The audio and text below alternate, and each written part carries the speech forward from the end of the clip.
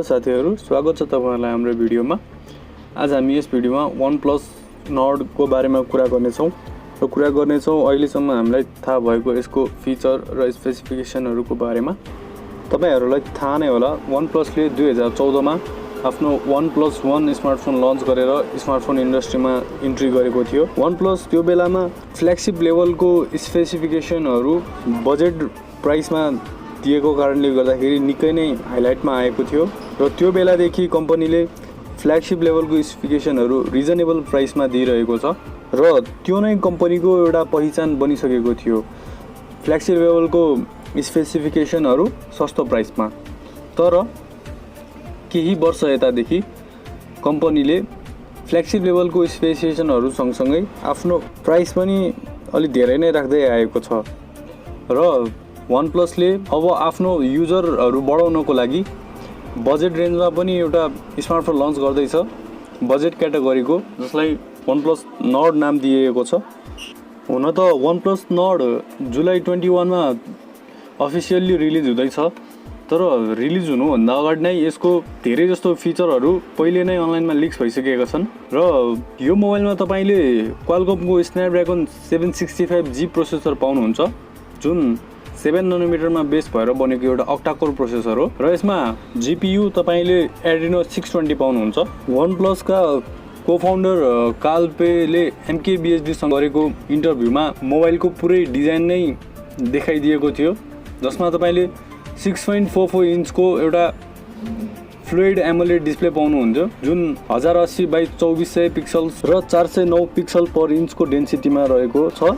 Software तपाईले यसमा OnePlus को Oxygen OS 10.0 पाउनुहुन्छ, जुन एन्ड्रोइड 10 मा बेस भएर बनेको छ र यसको क्यामेरा एकदम स्ट्रङ पोइन्ट हो। क्यामेरामा तपाईले पछाडी यसको 4 वटा क्यामेरा पाउनुहुन्छ, जसमा मेन क्यामेरा 48 मेगापिक्सलको f7.5 एपर्चरमा रहेको एउटा वाइड एंगल क्यामेरा हो, जसमा OIS को सपोर्ट पनि रहेको छ र अर्को दोस्रो क्यामेरा 8 मेगापिक्सलको f2.2 एपर्चरको अल्ट्रा वाइड एंगल क्यामेरा हो, जसले 119 डिग्री को फिल्ड अफ भ्यू दिन्छ र अर्को तेस्रो क्यामेरा यसमा 5 मेगापिक्सलको f2.4 एपर्चर सहितको डेप्थ सेन्सर रहेको छ र अर्को चौथो क्यामेरा 2 मेगापिक्सलको f2.4 एपर्चरमा रहेको म्याक्रो लेन्स र यसको मेन क्यामेराबाट भिडियो रेकर्ड गर्दा तपाईले 4K भिडियो 30 fps मा रेकर्ड गर्न सक्नुहुन्छ र 1080p भिडियो 30 fps मा रेकर्ड गर्न सक्नुहुन्छ, जसमा जाइरो EIS को सपोर्ट पनि रहेको छ र यसको सेल्फी क्यामेरामा तपाईले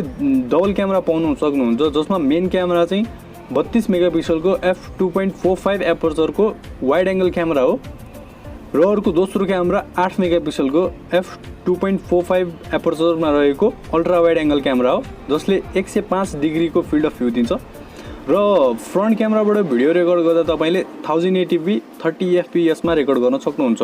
यसमा ब्याट्री तपाईले 4115 mAh को र चार्जिङ स्पिड 30 वाट को पाउन सक्नुहुन्छ।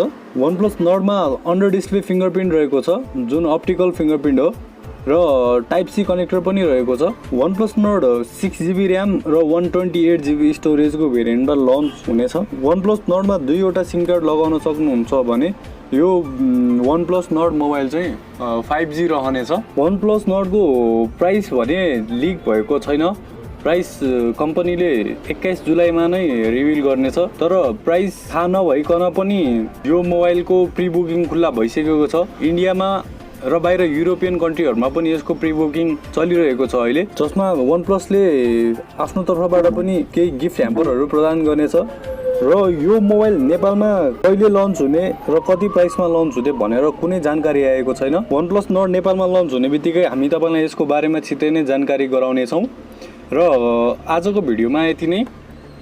हामीले OnePlus Nord को बारेमा थाहा भएका केही जानकारीहरु शेयर गर्यौं। अब हामी भेट्छौं नेक्स्ट भिडियोमा।